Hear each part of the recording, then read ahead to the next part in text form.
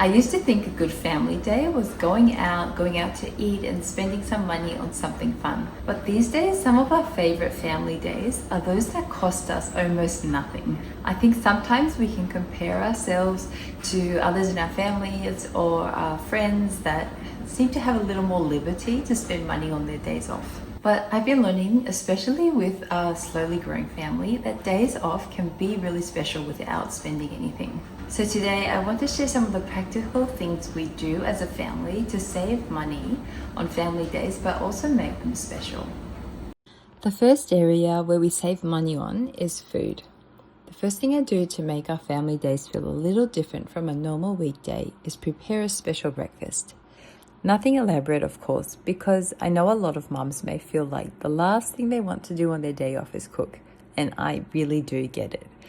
But there is something special about starting a family day with a breakfast that you don't always have on hand. Sometimes I'll make pancakes or French toast.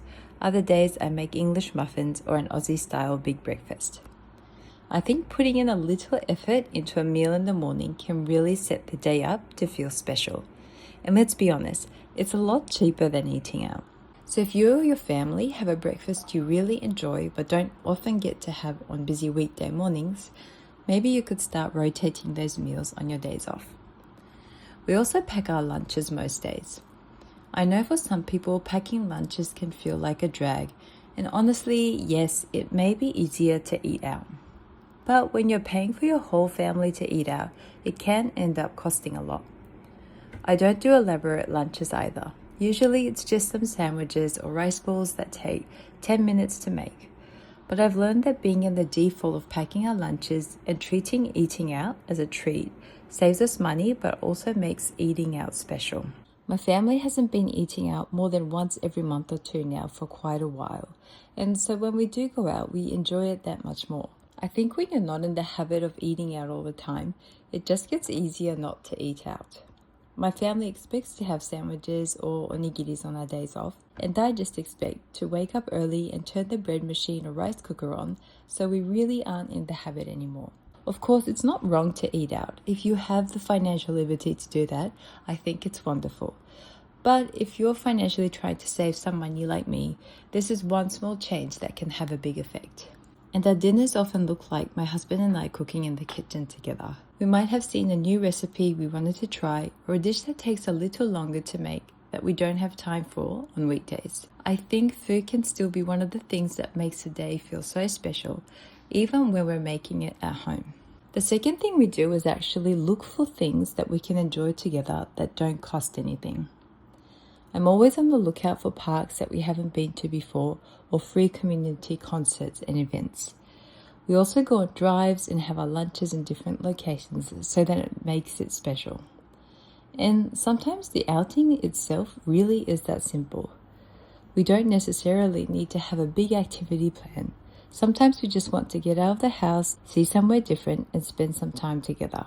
We also have hobbies that don't cost much. For example, we play board games, watch movies at home using points, bake with ingredients we already have, and go for walks.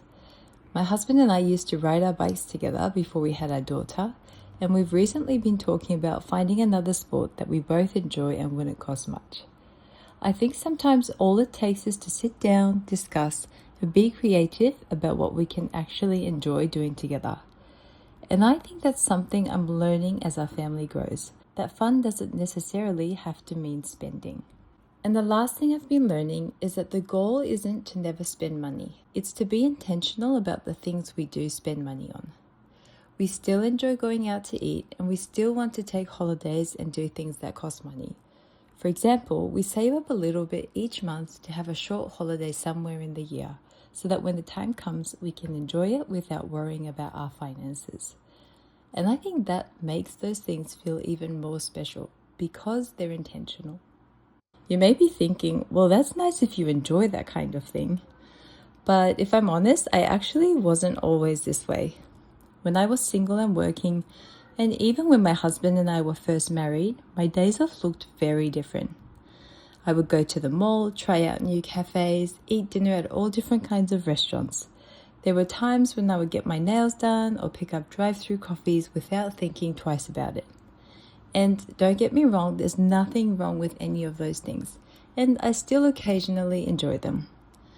But now, with my growing family, I'm learning that the more I learn to appreciate the small things that don't cost money, the more I enjoy the simple days we spend together as a family. I don't think whether your family days are memorable or not are directly connected to how much money you spend on them. I think it depends on whether you're spending time with the people you love and that are special in your life, and that you're enjoying each other's company. And that's exactly what I'm learning at the moment, that simple doesn't have to mean less special. Sometimes the simple days are the most memorable ones. Thank you so much for being here, and I'll see you again next week. Bye!